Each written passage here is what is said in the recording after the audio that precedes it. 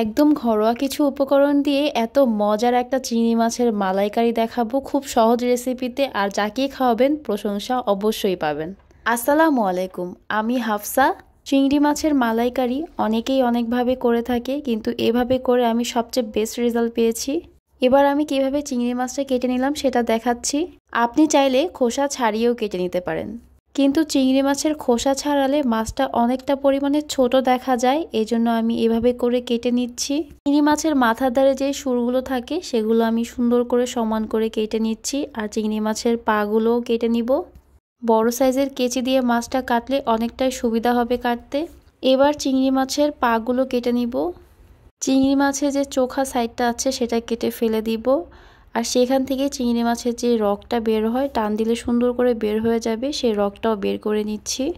আর যে লেজের সাইডটা আছে সেটা পুরোপুরি কাটবো না, সমান করে আগা সাইডটা আমি কেটে ফেলে দিব। চিংড়ি মাছের মাথায় কিন্তু ময়লা থাকে, এই ময়লাটা অবশ্যই ফেলে নিতে হবে। খাওয়ার সময় যদি এই ময়লা পড়ে তাহলে কিন্তু খেতে ভালো লাগবে না। এভাবে করে আমি সবগুলো চিংড়ি মাছ কেটে নিচ্ছি। আপনি চাইলে মাথার খোসাটা ফেলেও দিতে পারেন। মাছটা ভালো করে ধুয়ে 1 চামচ মরিচের গুঁড়া, 1 চামচ লবণ আর 1 চামচ হলুদের গুঁড়ো দিয়ে আমি ভালো করে মাছটা মেখে নিব। আপনি চাইলে এই পর্যায়ে ম্যারিনেট করে 10 মিনিটের মতো রেখে দিতে পারেন, অথবা সরাসরি ভেজেও নিতে পারেন। মাছটা একটা সাইডে রেখে রান্না করতে যা লাগবে সব কিছু রেডি করে নিচ্ছি। অর্ধেকটা পরিমাণে নারকেল পানি দিয়ে মিহি করে ব্লেন্ড করে নিতে হবে। একটা ছাঁকনি দিয়ে ছেঁকে আমি দুধটা আলাদা করে নিয়েছি। এই দুধটা দিয়ে আমি মালাইকারিটা রান্না করব। একটা পাত্রে হাফ কাপের মতো টক দই, 1 চামচের মতো সরিষা বাটা দিচ্ছি, এটা আমার আগে থেকে করা ছিল। 3 টেবিল চামচ দিয়ে দিচ্ছি বাদাম বাটা। আমি কাজু বাদাম বাটা দিয়েছি, আপনি চাইলে যে কোনো বাদাম দিতে পারেন। বাদামটা সামান্য একটু পানি দিয়ে আমি ব্লেন্ড করে নিয়েছি। হাফ কাপের একটু কম পেঁয়াজ বাটা দিয়ে দিতে হবে।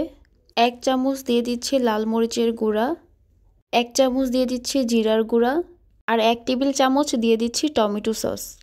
এবার এই সম্পূর্ণ মশলাটাকে ভালো করে মিক্স করে একটা সাইডে রেখে দিচ্ছি।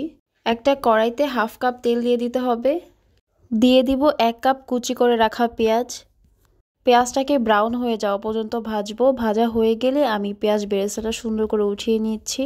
সম্পূর্ণ পেঁয়াজ বেরেস্তা উঠিয়ে একটা সাইডে রেখে আমি চিংড়ি মাছগুলো ওই একই তেলে ভেজে নিব। তেলটা মাছ দেওয়ার আগে ভালো করে একটু গরম করে নেবেন। চুলার আঁচটা বাড়িয়ে দিবেন, না হলে চিংড়ি মাছ থেকে পানি ছেড়ে দিবে আর মাছটা সিদ্ধ হয়ে যাবে। তখন মাছের মধ্যে যে একটা জুসি ভাব সেটা আর থাকবে না। 4-5 মিনিটের মতো মাছগুলো ভেজে নিলেই হয়ে যাবে, বেশি ভাজার কোনো প্রয়োজন নেই। এবার সবগুলো চিংড়ি মাছ একটা প্লেটে তুলে নিব। মাছগুলো উঠিয়ে সেই একই তেলে আমি 1 টেবিল চামচের মতো আদা রসুন বাটা দিয়েছি, আর এটা এখন ভালো করে একটু ভেজে নিব যাতে আদা রসুনের কোনো গন্ধ না থাকে। 1 মিনিটের মতো আদা রসুনটা ভেজেই আমি যে মিক্স করে রাখা মশলাগুলো ছিল সেটা ঢেলে দিব। এভাবে আগে থেকে মশলাটা মিক্স করে রাখলে রান্নার কোনো ঝামেলাই থাকে না, আর অল্প সময়ে আপনি এই মজার মালাইকারিটা রান্না করে নিতে পারবেন। এখন দিয়ে দিব 1 চামচ লবণ, আর লবণটা আপনাদের স্বাদ অনুযায়ী দিবেন। মশলাটা এবার ভালো করে কষানোর জন্য ঢেকে রেখে দিচ্ছি 5 মিনিটের জন্য। এর মাঝে কিন্তু মশলাটা অবশ্যই নেড়ে দিতে হবে, যেহেতু ঘন মশলা নিচে দিয়ে লেগে যেতে পারে। দেখেন আমার মশলাটা কি সুন্দর করে কষে গিয়েছে, আর উপরে তেলও ভেসে উঠেছে। ভুলবশত আমার ক্যামেরাটা এই পর্যায়ে অফ ছিল, তাই দেখাতে পারিনি। ভাজা চিংড়ি মাছ, ওই যে পেঁয়াজ বেরেস্তাটা তুলে রেখেছিলাম সেটাও দিয়েছি। 1 চামচের মতো শুধু ডেকোরেশনের জন্য রেখে আমি পুরোটা পেঁয়াজ বেরেস্তায় দিয়ে দিয়েছি। 3-4টার মতো কাঁচা মরিচ আমি মাঝখান দিয়ে শুধু 2 টুকরা করে দিয়েছি। মাছটা 2 মিনিটের মতো ভালো করে কষিয়ে আমি সেই নারিকেলের দুধটাও এখন দিয়ে দিব। পুরোটা নারিকেলের দুধ দিয়ে আমি নেড়ে চেড়ে ভালো করে মিশিয়ে নিচ্ছি চিংড়ি মাছের সাথে। এবার পানিটা টেনে যাওয়ার জন্য অপেক্ষা করব, আর এরই মাঝে যখন অর্ধেকটা পানি টেনে যাবে তখনই আমি 1 চা চামচের মতো চিনি দিয়ে দিচ্ছি। আপনি চাইলে চিনিটা স্কিপ করতে পারেন, কিন্তু চিনি দিলে মালাইকারির স্বাদ অনেকটাই বেড়ে যায়। আর একটু নেড়ে চেড়ে আমি চিনিটা মিশিয়ে নিচ্ছি। যখন পানিটা শুকিয়ে এভাবে তেল ভেসে উঠবে তারপরে আমি চুলা থেকে নামিয়ে নিব। আর আমার কাছে এরকম মাখা মাখা ঝোল থাকলেই বেশি ভালো লাগে। না খেলে হয়তো রান্নার টেস্ট বোঝা যায় না, কিন্তু রান্নার কালার দেখলে অবশ্যই বোঝা যায় যে এটা কতটা মজার হতে পারে। আমার এই রেসিপি ফলো করে যদি আপনি মালাইকারি করেন তাহলে সবাই আপনার প্রশংসা করবে।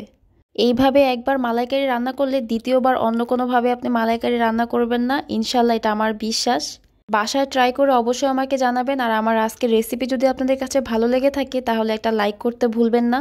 আপনি যদি আমার পেজ থেকে এই ভিডিওটা দেখে থাকেন তাহলে অবশ্যই ফলো দিয়ে দিবেন, আর যদি ইউটিউব থেকে দেখে থাকেন তাহলে সাবস্ক্রাইব করে দিবেন, যাতে আমার মজার মজার ইউনিক রান্নাগুলো আপনার অবধি পৌঁছে যায়। যারা এতক্ষণ পর্যন্ত আমার ভিডিওটা দেখছেন তাদের সবার জন্য আমার দোয়া আর ভালোবাসা রইল। তো আজকের মতো এই পর্যন্তই। সবাই ভালো থাকবেন, সুস্থ থাকবেন আর আমার জন্য দোয়া করবেন। আল্লাহ হাফেজ।